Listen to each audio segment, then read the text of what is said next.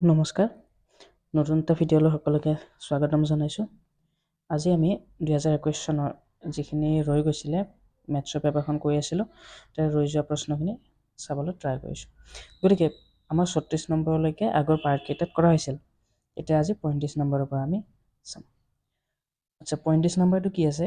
এ আৰু বিৰ কি মানৰ ক্ষেত্ৰত তলৰ ৰৈখিক সমীকৰণযোৰৰ অসীম সংখ্যক সমাধান থাকিব? ইয়াত দুটা সমীকৰণ দিয়া আছে, এইটো এটা আৰু এই গোটেইটো এটা। এই সমীকৰণ দুটাৰ অসীম সংখ্যক সমাধান থাকিব লাগে। গতিকে এ আৰু বিৰ মানটো আমি উলিয়াব লাগে, মানে এ আৰু বিৰ কি মানৰ ক্ষেত্ৰত এই সমীকৰণ দুটাৰ অসীম সংখ্যক সমাধান থাকিব। গতিকে এতিয়া আমি সমাধান আৰম্ভ কৰিম। আচ্ছা, প্ৰথম ফাৰ্ষ্ট সমীকৰণটো লিখি লোৱা। এইটো ফাৰ্ষ্টটো আছিলে। এটা কাম কৰি লোৱা, ইয়াত 7টো এইটো ফালে আনি লোৱা। 2x + 3y + 7 ইফালে আনিলে হৈ যাব -7 = 0। এইটো 1 নম্বৰ সমীকৰণ বুলি ধৰি লোৱা। আৰু দ্বিতীয় সমীকৰণটো লিখি লোৱা।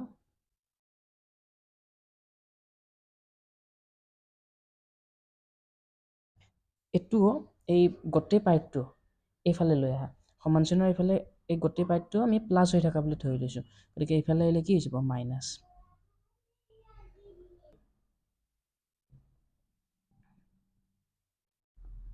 আৰু এই গোটেইটো এইফালে প্লাছ হৈ আছে, গতিকে এইফালে আহিলে মাইনাছ হ'ব।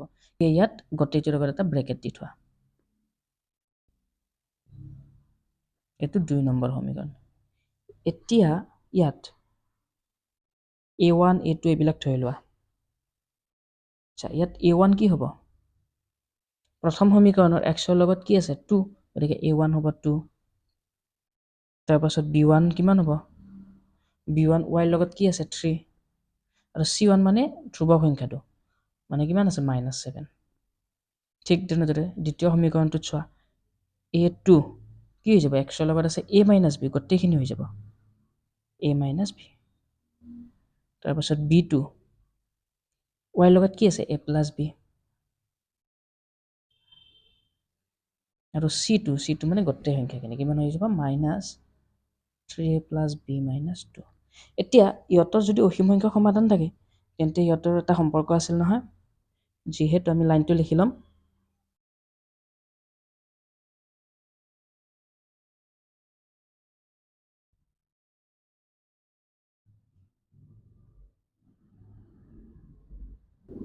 আচ্ছা, অসীম সংখ্যক সমাধান থাকিলে আমাৰ সম্পৰ্কটো আছিল a1 হৰণ a2 সমান b1 হৰণ b2 সমান c1 হৰণ c2। গতিকে তোমালোকে এইখিনি লিখি লোৱা।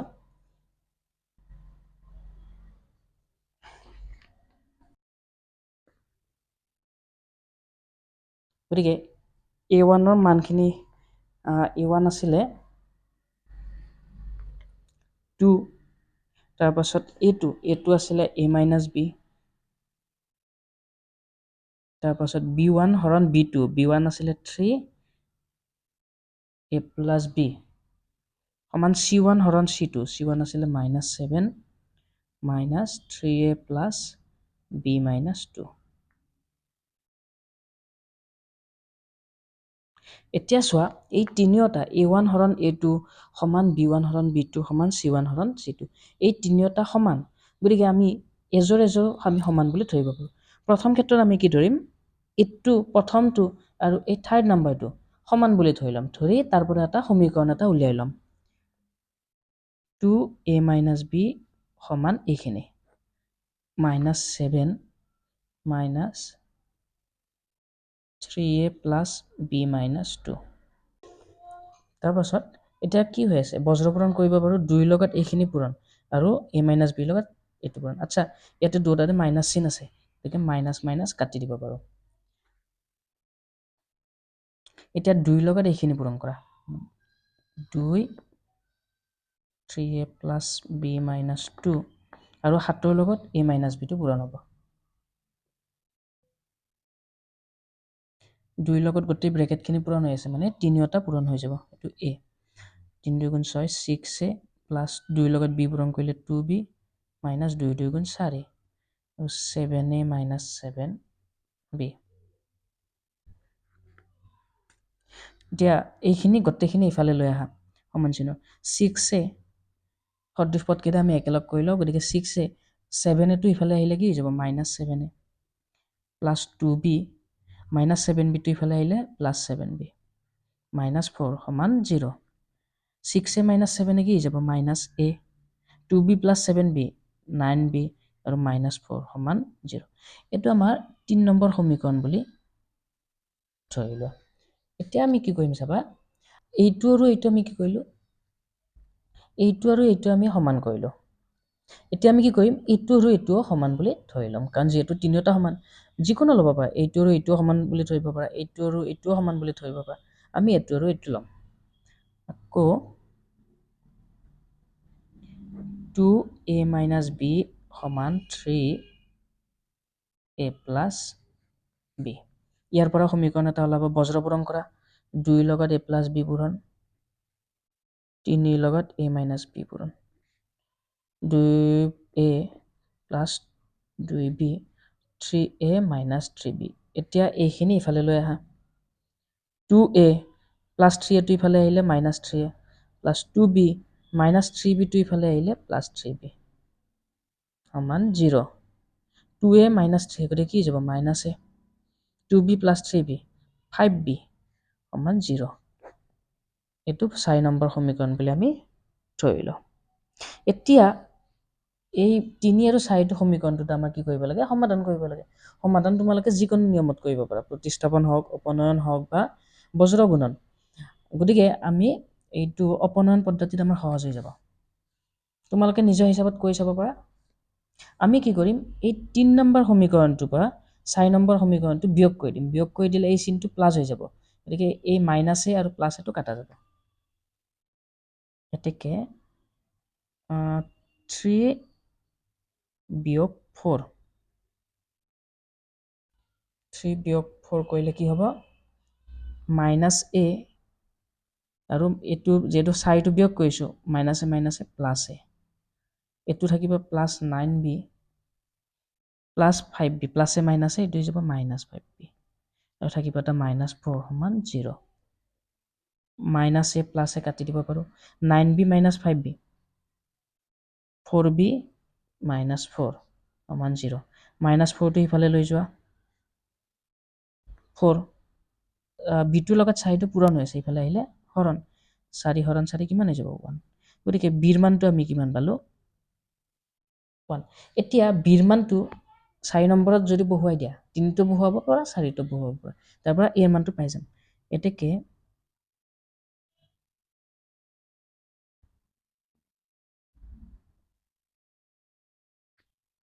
-a + 5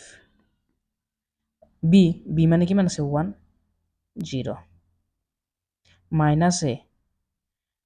5 1 গুণ 5 + 5 সমান 0 -a + 5 টো ইফালে আহিলে কি হ'ব -5 - কাটা যাব গতিকে a ৰ মান কিমান পালো 5 গতিকে আমি পাই গেলো a ৰ মানটো পালো 5 আৰু b ৰ মানটো পালো 1 মানে a ৰ মান 5 ৰ ক্ষেত্ৰত আৰু b ৰ মান 1 ৰ ক্ষেত্ৰত যি দুটা সমীকৰণ দিয়া আছিল সিহঁতৰ কি সংখ্যক সমাধান থাকিব অসীম সংখ্যক আৰু এইটোৱে আছিল উত্তৰটো তোমালোকে লিখি লোৱা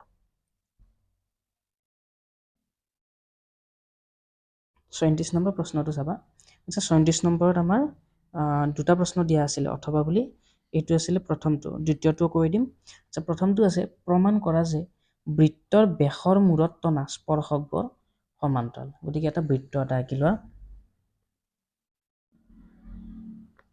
এইটো এটা বৃত্ত আৰু ইয়াৰ কেন্দ্ৰৰ নাম দিয়া O ইয়াৰ এডাল ব্যাস আঁকি লোৱা ধৰা হল AB এডাল ব্যাস এইটো আমি ধৰিছো A এইটো ধৰিছো B এই AB এডাল ব্যাস এই ব্যাসৰ মূৰত টনা স্পৰ্শকবোৰ গতিকে এইটোক এটা স্পৰ্শবিন্দু হিচাপে লৈ এডাল স্পৰ্শক আঁকা আৰু এইডালৰ ধৰা নাম দিছো আমি X আৰু Y ঠিক তেনেদৰে এই B বিন্দুৰ মূৰত স্পৰ্শবিন্দু হিচাপে লৈ ইয়াতো এডাল ব্যাস আঁকা আৰু এইডাল ধৰা নাম দিছো X ড্যাশ Y ড্যাশ গতিকে এই ব্যাসৰ মূৰত XY আৰু X ড্যাশ Y ড্যাশ দুডাল কি স্পৰ্শক আৰু এই স্পৰ্শক দুজোৰ আমাক কি বুলি দেখুৱাব দিছে সমান্তৰাল ঠিক আছে গতিকে XY সমান্তৰাল X ড্যাশ Y ড্যাশ গতিকে আমি কি কৰিলো বিশেষ সূত্ৰখিনি আমি লিখিলো এইখিনি তোমালোকে ধুনীয়াকৈ ভিডিঅ'টো পজ কৰি লিখি ল'বা।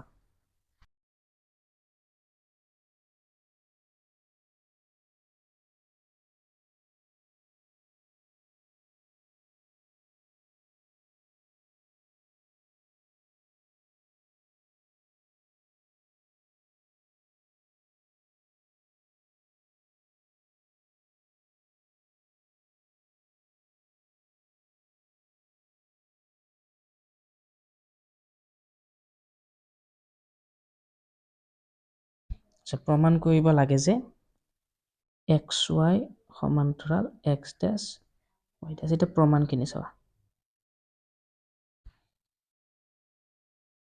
আচ্ছা, আমি জানো এই O এডাল XY ৰ ওপৰত কি লম্ব, গতিকে আমি লিখিব পাৰোঁ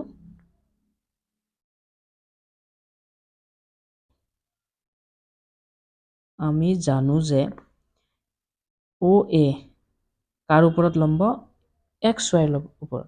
গতিকে আমি যদি এইফালৰ এইটো কোণ লওঁ, গতিকে OAX মানে এইখিনি কোণ কিমান ডিগ্ৰী হ'ব, 90 ডিগ্ৰী। এতেকে OAX সমান 90 ডিগ্ৰী। এইটো আমাৰ 1 নম্বৰ বুলি ধৰি লোৱা। আকৌ এই OB ডালো X ডেছ Y ডেছৰ ওপৰত কি হৈ যাব, লম্ব হ'ব। আকৌ OB লম্ব X ডেছ Y ডেছ। গতিকে আমি যদি এইখিনি কোণ লওঁ, এইখিনি কোণ কিমান ডিগ্ৰী হৈ যাব, 90 ডিগ্ৰী। কোণ OBX ডেছ সমান কিমান, 90 ডিগ্ৰী। এইটো হৈ যাব 2 নম্বৰ। এতিয়া কি কৰা, তোমালোকে এই 1 আৰু 2 সমীকৰণ দুটা যোগ কৰি দিয়া।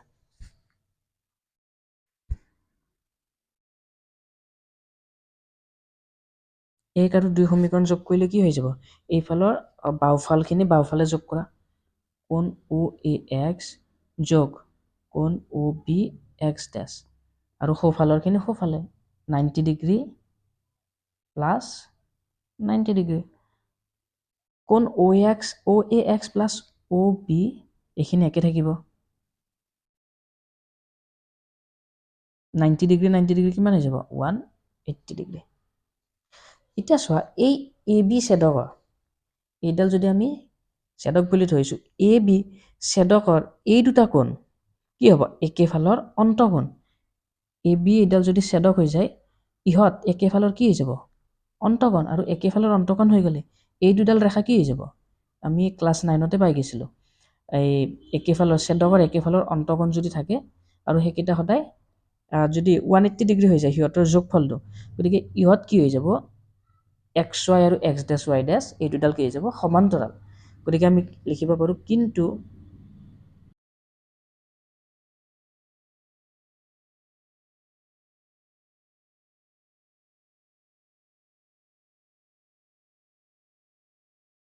অন্তঃকোণ। গতিকে আমি লিখিব পাৰিম XY সমান্তৰাল X ডেছ Y ডেছ। গতিকে এইখিনি আছিল আমাৰ উত্তৰ। 34 নম্বৰৰ অথবা পাৰ্টটো চোৱা।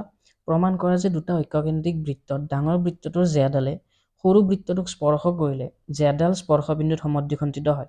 5 চেণ্টিমিটাৰ আৰু 3 চেণ্টিমিটাৰ ব্যাসাৰ্ধৰ দুটা ঐক্যকেন্দ্ৰিক বৃত্ত আছে। ডাঙৰ বৃত্তৰ জেডালে সৰু বৃত্তটোক স্পৰ্শ কৰে, জেডালৰ দৈৰ্ঘ্য কিমান। ধৰি লোৱা এইটো এটা বৃত্ত আৰু ইয়াৰ কেন্দ্ৰ O। আমাক দুটা বৃত্ত দিয়া আছে, তাৰ কেন্দ্ৰটো এটাই। ঐক্যকেন্দ্ৰিক বৃত্ত মানে কি, দুটা বৃত্তৰ কেন্দ্ৰটো এটাই। এইটো যদি আমি O বুলি ধৰোঁ আৰু এটা বৃত্ত আঁকি দিয়া, ইয়াৰ ব্যাসাৰ্ধটো বেছি। আচ্ছা, তোমালোকে কাটা কম্পাছ ব্যৱহাৰ কৰি আঁকি ল'বা, মোৰ হাতেৰে আঁকাৰ কাৰণে অলপ বেকা হৈ গৈছে। আৰু ইয়াৰ এই দুটা বৃত্তৰে কেন্দ্ৰবিন্দুটো এটাই। আচ্ছা, আমি এইটো বৃত্তক ধৰি লৈছোঁ C1 বুলি, চাৰ্কল 1, আৰু এইটো বৃত্তৰ নামটো ধৰিছোঁ C2 বুলি। গতিকে আমি এই ডাঙৰ বৃত্তটোৰ পৰা এডাল জে আঁকো আৰু সেই জেডালে সৰু বৃত্তটোকো কি কৰিব, স্পৰ্শ কৰিব।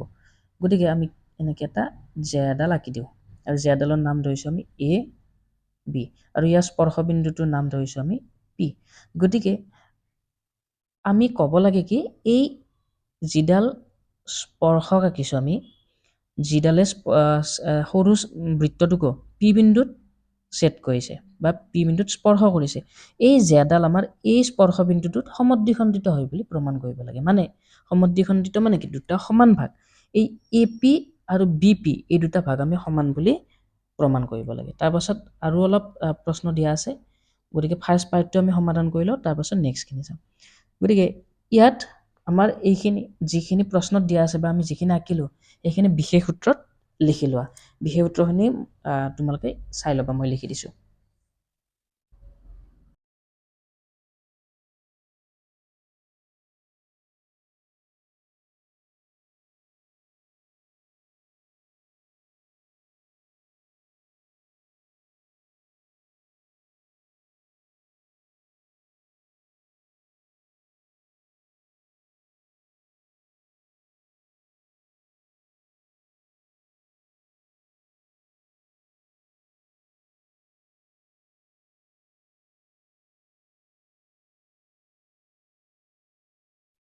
এ পি সমান বি বি। এতিয়া ইয়াৰ কাৰণে আমি অলপ অংকন কৰি ল'ম। অংকন, আমি এই অ' আৰু পি এইটো আমি সংযোগ কৰি দিম।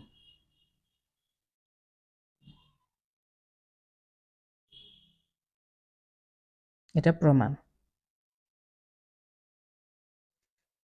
এতিয়া চোৱা, এই পি বিন্দুত চিটো বৃত্তটোৰ মানে সৰু বৃত্তটোৰ এ বি এডাল কি, স্পৰ্শক। এ বি এডাল কি হৈ যাব, স্পৰ্শক। আৰু এই অ' পিডাল কি, ইয়াৰ ব্যাসাৰ্ধ। গতিকে আমি উপপাদ্য 10.1 পৰা কি পাই যাম, এই অ' পিডাল এ বিৰ ওপৰত কি, লম্ব। এই অ' পিডাল এ বিৰ ওপৰত লম্ব। লাইনটো মই লিখি দিছোঁ, চাই ল'বা।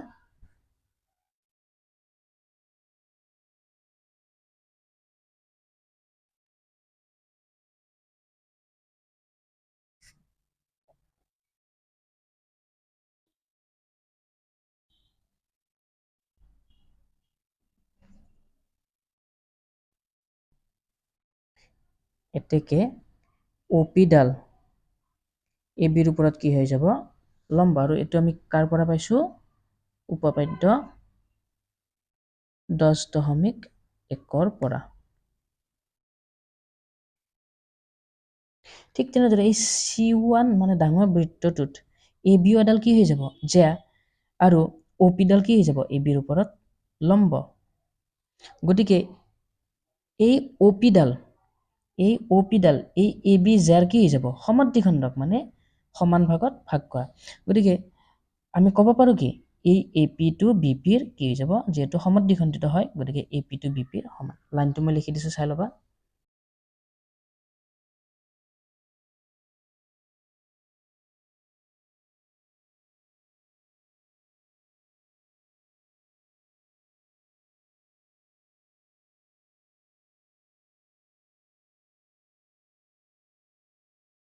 অ' পিডাল কি হৈ যাব, এ বিৰ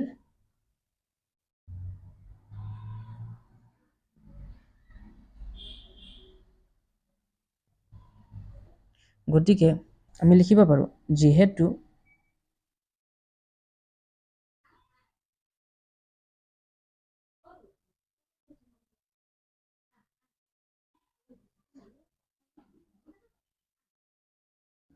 সমদ্বিখণ্ডিত কৰে, গতিকে আমি ক'ব পাৰোঁ এ পি সমান বি পি। আৰু এইটোৱে আমাৰ হৈ গৈছে প্ৰমাণটো। আচ্ছা, তাৰপাছত আমাক কি দিয়া আছিলে, 5 চেণ্টিমিটাৰ আৰু 3 চেণ্টিমিটাৰ ব্যাসাৰ্ধৰ দুটা ঐককেন্দ্ৰিক বৃত্ত আছে। ডাঙৰ বৃত্তৰ জেডালে সৰু বৃত্তটোক স্পৰ্শ কৰে, জেডালৰ দৈৰ্ঘ্য কিমান। চিত্ৰটো এইটোৱে হ'ব। ব্যাসাৰ্ধটো চাবা, এইখিনি সৰু বৃত্তটোৰ ব্যাসাৰ্ধ দিয়া আছে 3 চেণ্টিমিটাৰ, গতিকে এইখিনি হৈ যাব 3 চেণ্টিমিটাৰ। আৰু ডাঙৰ বৃত্তৰ ব্যাসাৰ্ধ আমি এটা কি কৰোঁ, এৰ পৰা অলৈকে টানি দিওঁ। দিয়াৰ লগে লগে এইখিনি কি হৈ যাব, ডাঙৰ বৃত্তটোৰ ব্যাসাৰ্ধ, এইখিনি হৈ যাব 5 চেণ্টিমিটাৰ। আমি এই এ বিৰ দৈৰ্ঘ্যটো বা এই জাডালৰ দৈৰ্ঘ্য মানে কি, এ বিৰ দৈৰ্ঘ্যটো আমি উলিয়াব লাগে। আমি কি কৰিম, এইটো এটা এ পি অ' এটা কি ত্ৰিভুজ হৈ যাব, যিহেতু এইটো 90 ডিগ্ৰী, এইটো এটা সমকোণী ত্ৰিভুজ হৈ যাব। গতিকে ইয়াৰ পৰা আমি এ পিৰ দৈৰ্ঘ্যখিনি উলিয়াই লওঁ।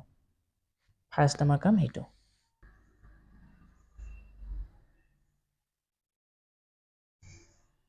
আচ্ছা, আমাক অ' এ ডাঙৰ বৃত্তটোৰ ব্যাসাৰ্ধখিনি দিয়া আছে OA OA টো কিমান দিয়া আছে 5 সেন্টিমিটাৰ তাৰ পাছত এইখিনি OP OP টো মানে সৰু বৃত্তটোৰ ব্যাসাৰ্ধ কিমান দিয়া আছে 3 সেন্টিমিটাৰ এতিয়া যেহেতু এটো সমকোণী ত্ৰিভুজ পাইথাগোৰাছৰ উপপাদ্য খটুৱাই দিম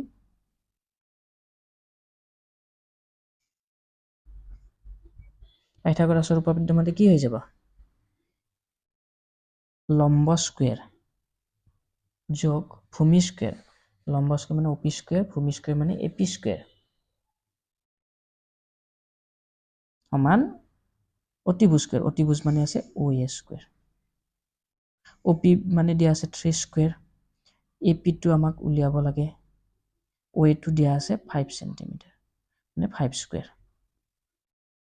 AP স্কয়াৰ টো ইফালে ৰাখা ইফালে 5 স্কয়াৰ মানে কি হৈ যাব 25 মাইনাস 3 স্কয়াৰ মানে 9 হৈ যাব প্লাস 9 টো ইফালে আহিলে মাইনাস 9 মই একে লাইনতে কৈ দিছো AP স্কয়াৰ মানে কিমান হৈ যাব 16 এটা AP স্কয়াৰ ইয়াৰ পৰা স্কয়াৰ টো উঠাই দিলে ইফালে কি হৈ যাব ৰুট আহি যাব ৰুট 16 আৰু ৰুট 16 মানে আমি লিখিব পাৰিম 4 সেন্টিমিটাৰ গতিকে AP ৰ মানটো কিমান পালো 4 সেন্টিমিটাৰ কিন্তু আমাক AP ৰ মানটো উলিয়াব দিয়া নাই আমাক দিছে কি এই গোটেই ডালৰ দৈৰ্ঘ্যটো আমি কি কৰো এই যেটো সমদ্বিখণ্ডিত কৰিছে এই বিন্দুটোত গতিকে এইখিনি ভাগ আৰু এইখিনি ভাগ সমান এইখিনি আমি কিমান পালো 4 সেন্টিমিটাৰ গতিকে BP খিনিও কিমান হৈ যাব 4 সেন্টিমিটাৰ আৰু এইখিনি যোগ কৰি দিলে আমি গোটেই জেডালৰ দৈৰ্ঘ্য আমি কি পাই যাম গতিকে আমি লিখিব পাৰো এতেকে AB জেডালৰ দৈৰ্ঘ্য